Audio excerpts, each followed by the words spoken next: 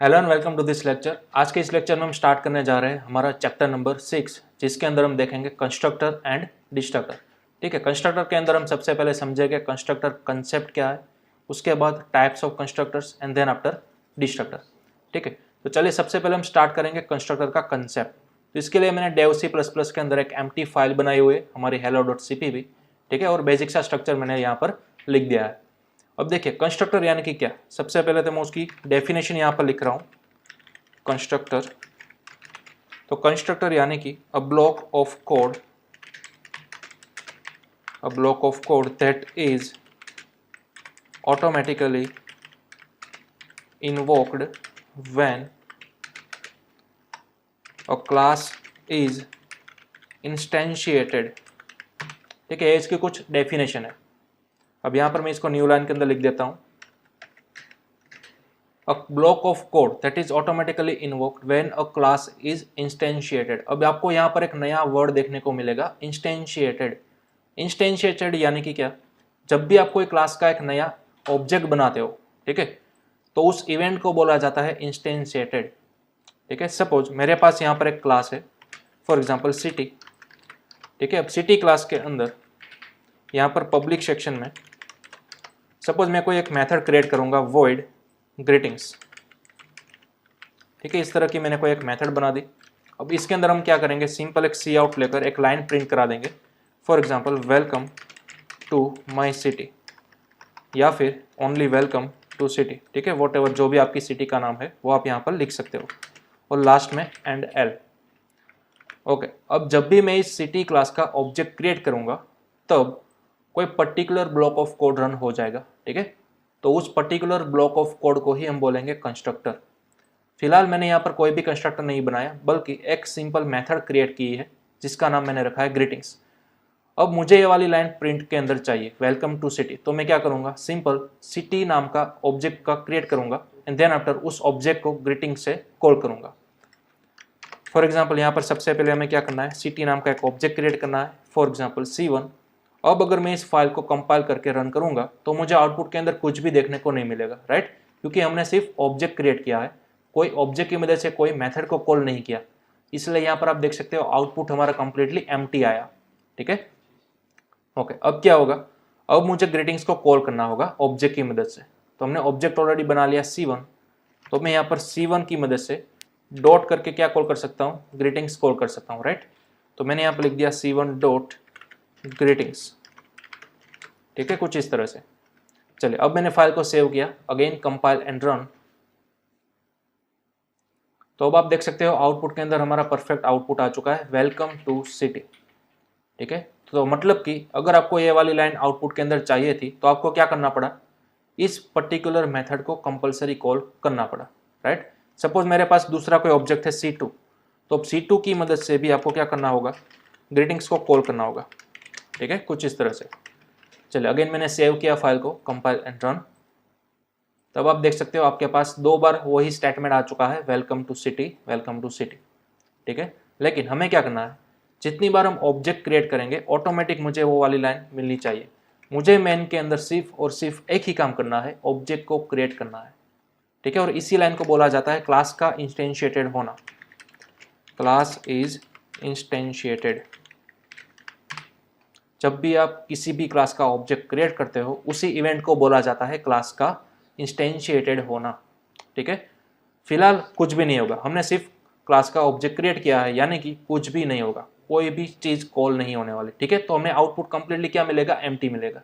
लेकिन हमें क्या चाहिए, जैसे ही मैं कोई क्लास को क्रिएट करूंगा या फिर क्लास के ऑब्जेक्ट को क्रिएट करूंगा, ऑटोमेटिक ये वाली लाइन आ जानी चाहिए।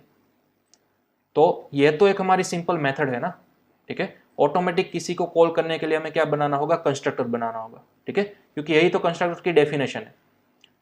एक ब्लॉक होगा किसी सिंपल कोड का, वो ऑटोमेटिक इन्वोक होगा या फिर कॉल होगा, कब, जब आपका क्लास का ऑब्जेक्ट क्रिएट होगा तब। ठीक है, तो मैं इस सिंपल मेथड को यहाँ से मिटा दूंगा और इस ब्लॉक ऑफ कोड को मैं कन्वर्ट कर दूंगा कंस्ट्रक्टर के अंदर। अब कंस्ट्रक्टर किस तरह से बनाया जाता है, तो उसका सिंपल ही बड़ा एक रूल है।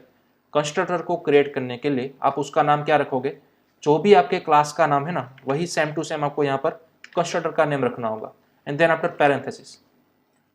ठीक है, ये आपका हो गया कंस्ट्रक्टर। बस सिर्फ यही चीज़ आपको करनी थी। यहाँ पर सिंपल का मेथड का नाम था, वो मेथड का नाम कंप्लीटली रिमूव कर दो, ठीक है। और यहाँ पर नेम आप क्या रख दो, जो भी आपका क्लास का नेम है वही सेम टू सेम आपको यहाँ रखना है, ठीक है। केस सेंसिटिव है तो जो भी यहाँ पर आपने लोअर केस या फिर अपर केस यूज़ किए होंगे वही सेम टू सेम आपको यहाँ पर रखना है। और देन आफ्टर क्लास के नेम के बगल में आपको करना है पैरेंथेसिस, ओके। सिंपल यही रूल है। कंस्ट्रक्टर के कई सारे रूल होते हैं, वो मैं यहाँ पर सबसे पहले आपको दिखा देता हूँ, ठीक है। फर्स्ट रूल है कंस्ट्रक्टर का name must be same as class name, ठीक है। कंस्ट्रक्टर का नेम क्या होना चाहिए, कंपलसरी जो क्लास का नेम है वही होना चाहिए, राइट। ये हमारा पहला रूल। दूसरा rule, constructor never have any return data type. यहाँ पर आपने नोटिस किया होगा, जैसे ही मैंने कोई कंस्ट्रक्टर बनाया हमने यहाँ पर कोई रिटर्न टाइप स्पेसिफाई नहीं की। अब तक हम क्या करते थे, यहाँ पर वर्ड लिखते थे, राइट। अगर कोई भी मेथड कोई भी चीज़ रिटर्न नहीं करती थी तब। लेकिन ये हमारी एक कंस्ट्रक्टर है, ये कोई मेथड नहीं है, तो कंस्ट्रक्टर के आगे आपको कभी भी किसी भी टाइप की रिटर्न डेटा टाइप स्पेसिफाई नहीं करनी, ठीक है। ये एक रूल है। क्यों ये रूल है, तो देखिए इसके लिए भी एक अलग सा रूल है। Constructor never return anything. जब कंस्ट्रक्टर अपनी बॉडी में से कोई भी चीज़ को रिटर्न करवा ही नहीं सकता, ठीक है, तो ऑब्वियसली चीज़ है उसका रिटर्न डेटा टाइप कुछ भी नहीं होगा, वॉइड भी नहीं होगा, ठीक है। ये आपको कंप्लीटली ध्यान रखना है। ये हो गया आपका कंस्ट्रक्टर और उसके सिंपल 3 रूल, ठीक है। ये आपको ध्यान में रखना है, ओके। अब क्या होगा, ये जो आपका बॉडी ब्लॉक है वो ऑटोमेटिक रन हो जाएगा। कब रन हो जाएगा, तो कि जब भी आप क्लास का ऑब्जेक्ट क्रिएट करते हो तब, ठीक है। तो इस इवेंट को हम क्या बोलते थे, क्लास इज इंस्टेंशिएटेड।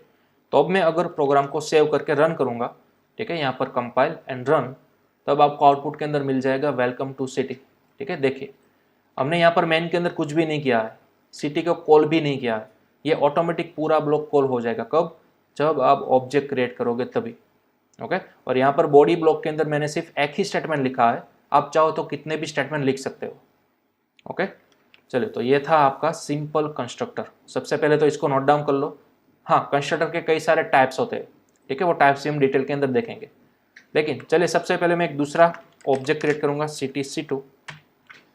चलिए अब हमारे पास 2 ऑब्जेक्ट अवेलेबल है, C1 और C2, ठीक है। तो सिंपल ये वाला कंस्ट्रक्टर था वो कब खोलूंगा, जब भी कोई एक नया ऑब्जेक्ट क्रिएट होगा तब। तो मतलब कि फिलहाल हमने 2 ऑब्जेक्ट क्रिएट किए, तो ये वाला कंस्ट्रक्टर कितनी बार कॉल होना चाहिए, 2 बार, ठीक है।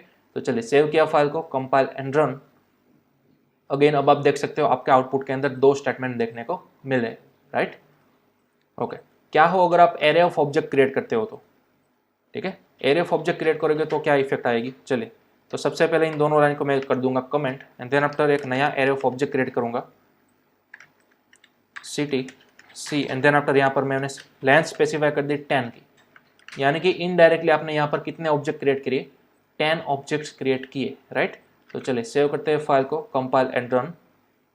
तो अब आप यहाँ पर देख सकते हो आपका जो स्टेटमेंट था वो कितनी बार रिपीट हुआ, 10 बार रिपीट हुआ, राइट। तो परफेक्टली हमारा जो कंस्ट्रक्टर है वो काम कर रहा है, ठीक है।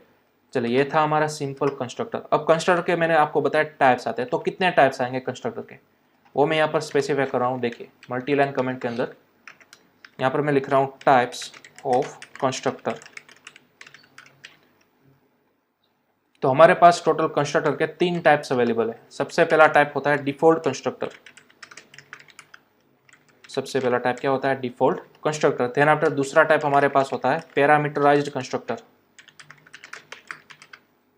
Parameterized constructor. And then after third copy constructor, ठीक है। तो हमारे पास टोटल 3 टाइप के कंस्ट्रक्टर है, तीनों के तीनों टाइप्स का काम एक ही है, वो ऑटोमेटिक कॉल होगे। कब, जब भी आप कोई नया ऑब्जेक्ट क्रिएट करोगे तभी, ठीक है। लेकिन हमने जो फिलहाल ये वाला जो कंस्ट्रक्टर पढ़ा वो कौन सा था, वो था हमारा डिफॉल्ट कंस्ट्रक्टर। डिफॉल्ट कंस्ट्रक्टर के अंदर भी सेम टू सेम यही तीनों रूल अप्लाइकेबल हो गए, साथ ही साथ पैरामीटराइज के अंदर भी और कॉपी कंस्ट्रक्टर के भी, ठीक है। ये तीनों रूल जो है वो तीनों टाइप्स के अंदर एप्लीकेबल हो गए, ओके। तो ये आपको ध्यान में रखना है। तो चलिए सबसे पहला हमने देखा डिफॉल्ट कंस्ट्रक्टर। डिफॉल्ट कंस्ट्रक्टर यानी कि same name as class name, parenthesis के अंदर आपको कुछ भी नहीं डालना है, ठीक है। ये बड़ा ही सिंपल कंस्ट्रक्टर। ये कब कॉल होगा, जब भी आप अपना नया ऑब्जेक्ट क्रिएट करोगे तब, ठीक है। तो ये हो गया आपका डिफॉल्ट कंस्ट्रक्टर। चलिए यहाँ पर मैं नोट डाउन कर देता हूँ कमेंट के थ्रू, डिफॉल्ट कंस्ट्रक्टर। ओके, इस तरह से। चलिए अब नेक्स्ट है हमारे पास पैरामीटराइज्ड कंस्ट्रक्टर। नाम पर से हमें मालूम पड़ रहा है पैरामीटराइज्ड यानी कि अब हमें कंस्ट्रक्टर के अंदर पैरामीटर देने होंगे, पैरामीटर अप्लाई करने होंगे। ठीक है, तो चलिए अब ये था हमारा डिफॉल्ट कंस्ट्रक्टर, इसको मैं कर रहा हूँ रिमूव। ठीक है, अब मैं यहाँ पर रिप्रेजेंट करूंगा पैरामीटराइज्ड कंस्ट्रक्टर। ओके, कई बार आप ये चाहोगे कि जब भी आप सिटी का ऑब्जेक्ट क्रिएट करोगे, ठीक है, तब आप यहाँ पर से ही वैल्यू ऊपर भेज दोगे। फॉर एग्जांपल जैसा कि हम सेट डाटा के अंदर करते थे, राइट। सपोज पब्लिक के अंदर मेरे पास दो वेरिएबल्स अवेलेबल है, इंटीजर आईडी और सिटी का नेम। ठीक है, तो आईडी और नेम की वैल्यू मुझे यहाँ से नीचे से ही पास आउट करनी है। तो सेट डाटा हम यहाँ पर बनाते थे, राइट, कोई फंक्शन, कोई सेटर, फिर यहाँ से हम आईडी की वैल्यू पास करते थे 1। फॉर एग्जांपल सिटी का नेम, तो सिटी का नेम हमने पास कर दिया मुंबई। ठीक है, इस तरह से। तो 1 और मुंबई जो है वो डेटा हमारा कहाँ पर जाएगा, यहाँ पर सेटर जो हमने बनाया हुआ होगा वहाँ पर जाएगा, राइट। तो सेटर अपना काम करता था डेटा को सेट करने के लिए, लेकिन फिलहाल मुझे प्रोग्राम के अंदर सेटर भी नहीं चाहिए, तो भी मुझे नीचे से ही डेटा को पास करना है और ऊपर कैच करना है, सेट करना है, राइट। तो मैं क्या करूँगा, जैसा ही मैं ऑब्जेक्ट क्रिएट करूँगा ना, ऑब्जेक्ट के साथ ही बगल में यहाँ पर मैं डेटा को पास कर सकता हूँ। फॉर एग्जाम्पल 1 और मुंबई। ठीक है, अब तक हम कौन से टाइप का ऑब्जेक्ट बनाते थे, सिंपल ऑब्जेक्ट, डिफॉल्ट ऑब्जेक्ट बनाते थे, राइट। इस तरह की हम सिंटेक्स लिखते थे। तो इस तरह को ऑब्जेक्ट को क्या बोला जाता था, डिफॉल्ट ऑब्जेक्ट। ठीक है, सिंपल हम ऑब्जेक्ट बनाते थे, कोई साथ डेटा पास आउट नहीं करते थे। लेकिन अब हमने कुछ इस तरह का ऑब्जेक्ट बनाया, तो इस तरह का ऑब्जेक्ट बनाना भी पॉसिबल है। ठीक है, इसको बोला जाता है पैरामीटराइज्ड ऑब्जेक्ट। ओके, तो ये दोनों में डिफरेंस है। सिंपल ऑब्जेक्ट बनाते हो विथआउट डेटा, तो इसको बोला जाता है डिफॉल्ट ऑब्जेक्ट। एक ऐसा ऑब्जेक्ट बनाते हो वहां पर आप साथ में पैरेंथेसिस के अंदर डेटा भी पास आउट करना चाहते हो, तो इस टाइप के ऑब्जेक्ट को बोला जाता है पैरामीटराइज्ड ऑब्जेक्ट। ओके, तो चलिए अब हमने ऑब्जेक्ट बनाया, लेकिन यहाँ पर हमने दो डेटा पास किए, राइट।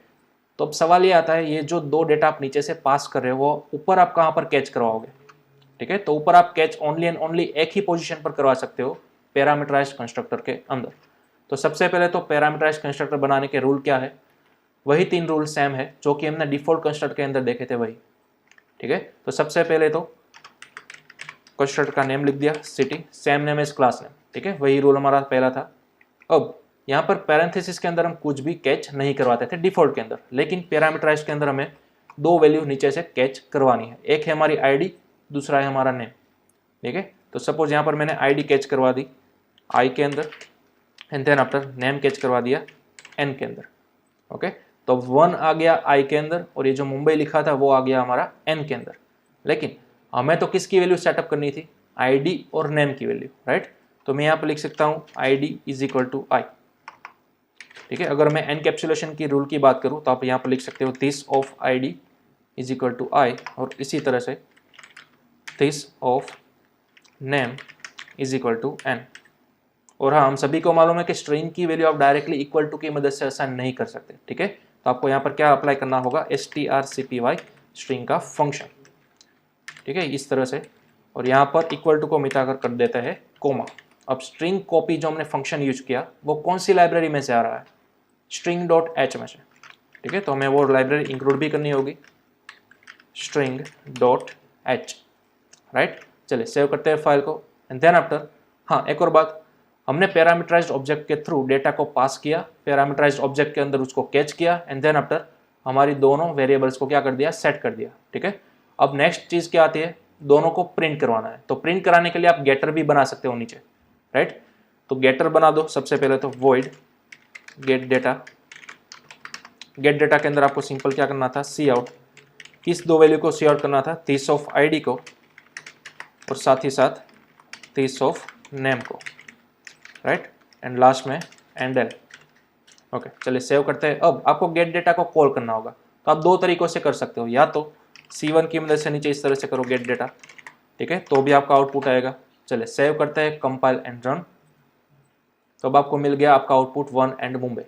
ठीक है, या फिर अगर आपको C1 की मदद से गेट डेटा को कॉल नहीं करना है तो आप इस गेट डेटा को यहाँ पर भी क्या कर सकते हो, एक्सेस कर सकते हो। ठीक है, दिस ऑफ गेट डेटा, इस तरह से। तो मैंने कंस्ट्रक्टर के अंदर ही क्या कर दिया, गेट डेटा फंक्शन को कॉल कर दिया, ठीक है, इस तरह से एक्सेस कर लिया। तो अब होगा क्या, जब भी आप C1 ऑब्जेक्ट बनाओगे विथ डेटा, तो वो डेटा सबसे पहले यहाँ पर कंस्ट्रक्टर के अंदर सेट होगा, ठीक है। सेट होने के बाद तुरंत ही वो किसको कॉल करेगा, गेट डेटा फंक्शन को कॉल करेगा। तो वो यहाँ से जंप मारेगा और यहाँ पर आपको सी आउट के अंदर दोनों डेटा मिल जाएंगे, ठीक है। तो चलिए अब मैंने फंक्शन को किया सेव, कंपाइल एंड रन। तो अब आपको वही वाला पुराना आउटपुट मिल गया, 1 एंड मुंबई, ठीक है। तो इस तरह से आपको काम करना है पैरामीटराइज्ड ऑब्जेक्ट के साथ, आपको सेटर बनाने की भी ज़रूरत नहीं है। और हाँ, अगर आप चाहो तो गेटर को भी नहीं बना सकते, ठीक है। आप चाहो तो गेटर को यहाँ पर फंक्शनलिटी यहाँ पर से कट कर लो, ठीक है, यहाँ पर आप कर लो पेस्ट। और अब आपको गेटर को भी एक्सप्लिसिटली बनाने की ज़रूरत नहीं है, क्योंकि आपका कंस्ट्रक्टर ही आपके लिए दो काम कर देगा, डेटा को सेट भी कर देगा यानी कि सेटर का काम कर दिया, और साथ ही साथ डेटा को गेट भी कर देगा यानी कि गेटर का काम भी कर दिया, ठीक है। तो अब करते हैं save, again compile and run. तो अब आपको वही वाला पुराना आउटपुट मिलेगा, 1 एंड मुंबई, ओके। तो इस तरह से आपको पूरा का पूरा पैरामीटराइज्ड कंस्ट्रक्टर का एडवांटेज उठा सकते हो, ओके। चलिए इसको आप कर लो नोट डाउन। ये हमने देखा एक डेटा के लिए, आप चाहो तो इतने मल्टीपल पैरामीटराइज्ड ऑब्जेक्ट भी बना सकते हो, ठीक है। फॉर एग्जांपल सिटी, C2, अब C2 के लिए भी मैं डेटा यहाँ पे नीचे से ही भेज रहा हूँ, फॉर एग्जांपल बड़ौदा, ठीक है। इस तरह से मैंने सेव किया, अगेन कंपाइल एंड रन। तब आप देख सकते हो हमारे पास दो डेटा आ चुके हैं, 1 मुंबई एंड 2 बड़ौदा, राइट। चलिए ये था हमारा यूजेस पैरामीटराइज्ड कंस्ट्रक्टर का। लेकिन क्या होगा अगर मैं यहाँ पर सिंपल एक डिफॉल्ट ऑब्जेक्ट बनाऊँ तो, फॉर एग्जांपल सिटी C3, ठीक है। अब ये वाला ऑब्जेक्ट मेरा क्या हो गया, डिफॉल्ट ऑब्जेक्ट हो गया, राइट, यानी कि विथआउट डेटा वाला ऑब्जेक्ट हो गया। तो अब ये क्या करेगा, सर आप कहोगे कि C1 और C2 ये हमारे दो पैरामीटराइज्ड ऑब्जेक्ट थे, वो तो इसी वाले कंस्ट्रक्टर को कॉल करेंगे, राइट। लेकिन C3 किसको कॉल करेगा, ठीक है। C3 का बाय डिफॉल्ट बिहेवियर क्या था, मतलब कि डिफॉल्ट ऑब्जेक्ट का बाय डिफॉल्ट बिहेवियर क्या था, जब भी आप कोई डिफॉल्ट ऑब्जेक्ट बनाते हो तो फिर वो डिफॉल्ट पैरामीटर या फिर डिफॉल्ट कंस्ट्रक्टर को क्या करेगा, कॉल करेगा। लेकिन हमारे पास यहाँ पर किसी भी टाइप का डिफॉल्ट कंस्ट्रक्टर अवेलेबल नहीं है, राइट। तो चलिए देखते हैं क्या होता है, सेव करते हैं फाइल को, कंपाइल एंड रन। तो अब आप देख सकते हो यहाँ पर आपको एरर देखने को मिलती है, राइट, C3 के अंदर। क्यों, क्योंकि C3 था आपका डिफॉल्ट ऑब्जेक्ट, और डिफॉल्ट ऑब्जेक्ट कोई भी ऑब्जेक्ट को या फिर कोई भी मेथड को कॉल नहीं कर रहा, ओके।